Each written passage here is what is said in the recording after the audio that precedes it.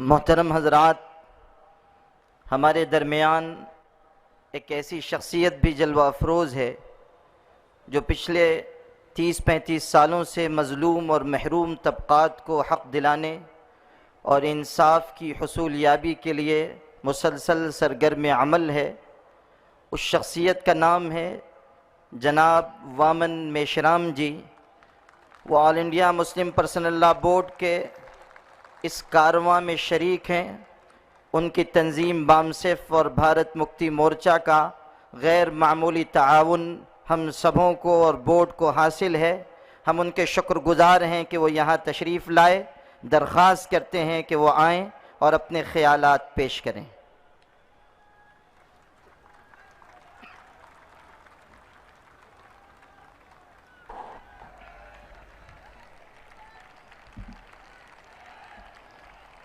साथियों,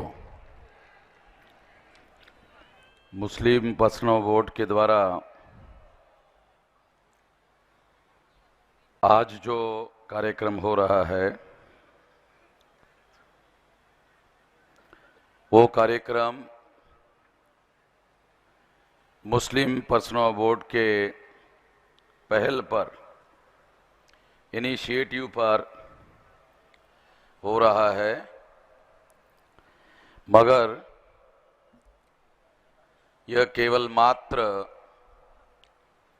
मुस्लिम personal board का कार्यक्रम नहीं है, बल्कि मुस्लिम पर्सनल बोर्ड और दूसरे जो अलग अलग धर्म के लोग हैं, लिंगायत है, क्रिश्चियन है और बुद्धिस्ट है, ये लोग जो है इन लोगों ने मिलकर एक कॉमन मिनिमम प्रोग्राम बनाया है और इसके लिए एक कॉमन प्लेटफॉर्म बनाया है और इस कॉमन प्लेटफॉर्म के तहत ये तहरीक सारे देश भर में चलाने का निर्णय हुआ, निश्चय हुआ। उसके तहत ये कार्यक्रम सारे देश भर में हो रहे हैं। साथियों, दीन और दस्तूर बचाओ का ये अभियान, ये दीन का नहीं, दस्तूर का नहीं, दीन के बचाओ का और दस्तूर के बचाओ का आंदोलन है। इसे समझने की जरूरत है। दीन के बचाओ का मतलब है कि उन सभी दीन को मानने वाले जो गैर बराबरी का विरोध करते हैं, मसावात का समर्थन करते हैं, समानता का समर्थन करते हैं, इक्वलिटी का समर्थन करते हैं, उन सभी लोगों का दीन खतरे में है। और खतरे में होने की वजह से बचाव करने का यह अभियान शुरू किया गया है।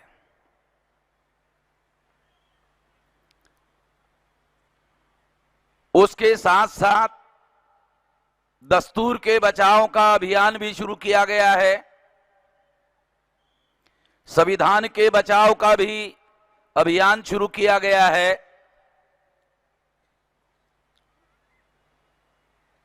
दीन के ऊपर भी खतरा है और दस्तूर के ऊपर भी खतरा है। दीन के मानने वाले, अलग अलग मानने वाले जो लोग हैं, रहनुमा है, रिप्रेजेंटेटिव है, उन लोगों ने दीन के बचाव के संबंध में आप लोगों के सामने बहुत सारी बातें कही। इसलिए दीन के संदर्भ में अब मैं कोई बात यहां नहीं कहने वाला हूं। दस्तूर के संबंध में एक दो बातें मैं आप लोगों के सामने रखना चाहता हूं। सबसे पहली बात तो यह है कि इस देश में जो आज आप दस्तूर देख रहे हैं, वो दस्तूर, वो संविधान इस देश में लागू करने के लिए, लाने के लिए, बनाने के लिए उन लोगों का आग्रह नहीं था जिन लोगों की ताकत, जिन लोगों के नियंत्रण में आज हुकूमत है, या इसके पहले इस देश में कांग्रेस की हुकूमत थी। मेरे पास इसके दस्तावेजी सबूत हैं कि गांधी जी के द्वारा अंग्रेजों को यह कहा गया था कि आप चले जाओ, हम अपना दस्तूर बना लेंगे।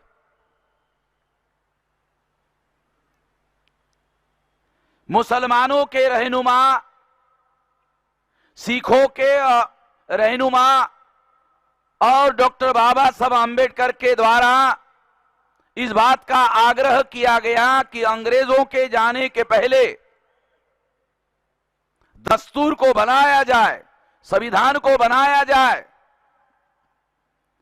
और भारत की समस्त प्रजा को, लोगों को मौलिक अधिकार, फंडामेंटल राइट दिए जाए, वो सारे बराबरी के अधिकार दिए जाए और ऐसा दस्तूर बना के अंग्रेज लोग उनके निगरानी में, नियंत्रण में बनाए और बनाने के बाद जाए। कांग्रेस महासमिति के पास, मेरे पास जो दस्तावेज हैं उसके आधार पर मैं कह रहा हूं, ऐसा कोई रिजोल्यूशन नहीं है जो उन्होंने मांग की कि ऐसा संविधान होना चाहिए। और जिन लोगों की आज दिल्ली में सत्ता है, उन लोगों का कहना है कि यह संविधान अंग्रेजों के नियंत्रण और मार्गदर्शन में बनाया हुआ है, इसलिए यह दस्तूर और संविधान हमें मंजूर नहीं है। ये दोनों बातें मेरे पास दस्तावेजी सबूत है। मैं दस्तावेजों के आधार पर बोल रहा हूं, डॉक्यूमेंट्री एविडेंस के आधार पर बोल रहा हूं। कांग्रेस के महासमिति में या वर्किंग समिति में जो रेजोल्यूशन पास किए गए हैं, वो रेजोल्यूशन की किताब मेरे पास में है। इस आधार पर मैं ये बात कह रहा हूं। इसलिए वो लोग नहीं चाहते थे कि समानता को मानने वाला दस्तूर और संविधान भारत में लागू हो जाए, मगर हमारे बुजुर्गों की वजह से यह लागू हुआ और इसलिए इस पर अमल नहीं हो रहा है। संविधान पर सबसे बड़ा खतरा संविधान पर अमल ना होना है, एक बात। दूसरी बात, संविधान पर अमल नहीं हो रहा है, उसके साथ साथ संविधान के विरोध में अमल हो रहा है। एक तो है संविधान पर अमल नहीं हो रहा है, लेटर एंड स्पिरिट, जैसे लिखा हुआ है वैसा अमल नहीं हो रहा है। और दूसरी बात, संविधान के विरोध में अमल हो रहा है। और संविधान के विरोध में जो अमल हो रहा है उसको बहुमत के आधार पर जायज ठहराया जा रहा है। साथियों, संविधान में यह व्यवस्था है कि बहुमत को जायज नहीं ठहराया जा सकता। लोकतंत्र में बहुमत को कानून बनाने का अधिकार है, मगर बहुमत का कानून थोपने का अधिकार नहीं है।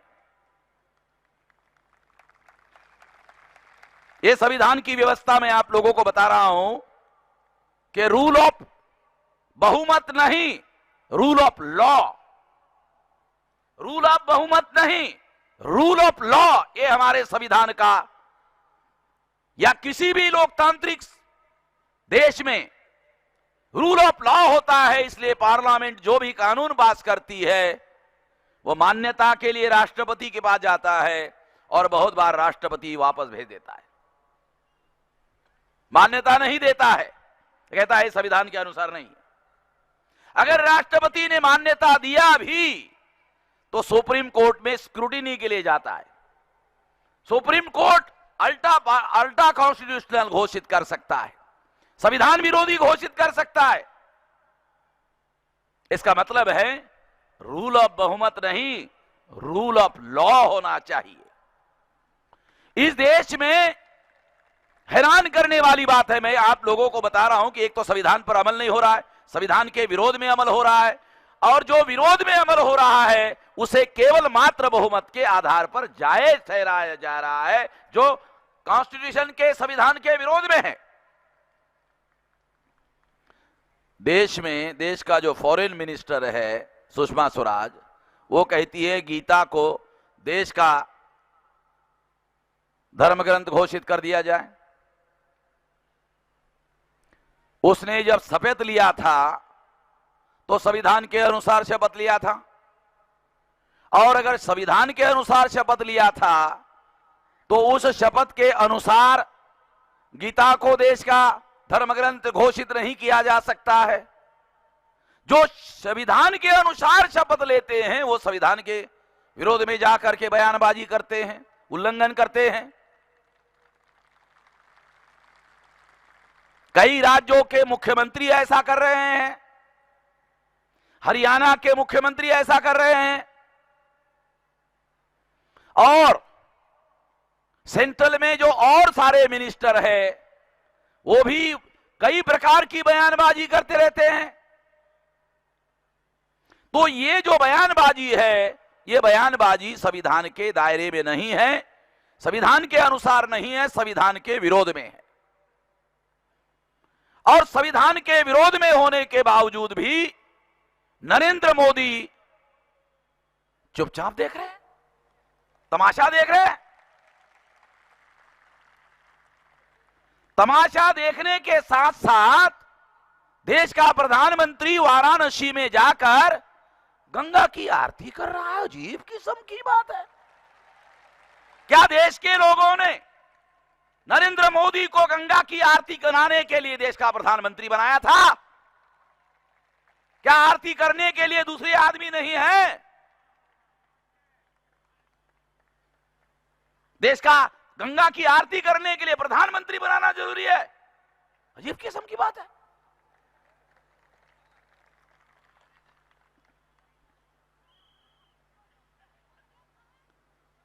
नरेंद्र मोदी गंगा की आरती करने में लगा हुआ है। लोगों ने उसको देश की समस्याओं का समाधान करने के काम में अधिकार दिया, संवैधानिक अधिकार दिया। संविधान के दायरे में रहकर अगर नरेंद्र मोदी को आरती करनी है, हमें कोई एतराज नहीं है। एज इंडिविजुअल, व्यक्तिगत रूप से नरेंद्र मोदी अगर गंगा की आरती करता है तो करे, उसको सारे देश के टीवीओं पर दिखाने की क्या जरूरत है? अजीब किस्म की बात है। बेवकूफी की भी साली हद होनी चाहिए। आदमी को बेवकूफ होना चाहिए, मगर इतना बेवकूफ नहीं होना चाहिए कि लोगों ने तुमको देश का प्रधानमंत्री बनाया, गंगा का आरती करने के लिए बनाया। हद होनी चाहिए। हाँ, तुम अगर समस्याओं का नहीं कर सकते हो तो अपने को नालायक घोषित करते हट जाओ।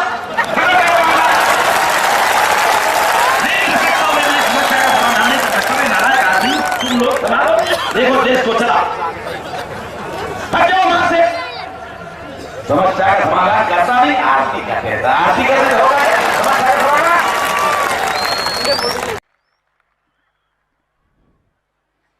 तो ये बहुत सारी बातें हैं, संविधान के दायरे में नहीं है।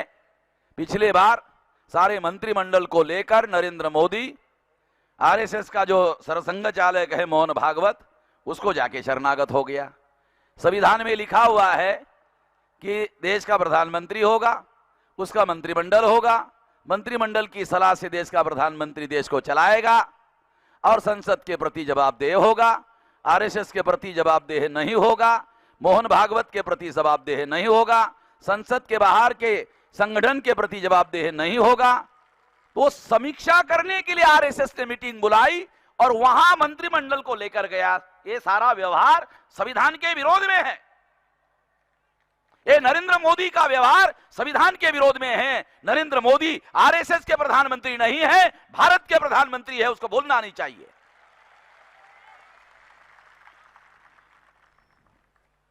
मेरे जैसे नासमझ आदमी को प्रधानमंत्री को सलाह देना पड़ रहा है। प्रधानमंत्री के लिए कितनी शर्म की बात है। प्रधानमंत्री को सलाह देना पड़ रहा है। लोग सलाह दे रहे हैं कि क्या कर रहे हो भाई तुम, हद हो गई। अब मेरे भाषण की भी हद हो गई, समाप्त कर देता हूं।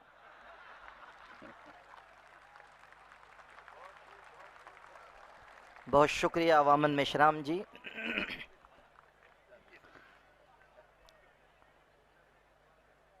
मजमे में जो थोड़ी सी अफसुर्दगी और वक्त के ज़्यादा गुजर जाने की वजह से थोड़ी सी मुर्दनी छाई हुई थी, उन्होंने ताजगी से बदल दी।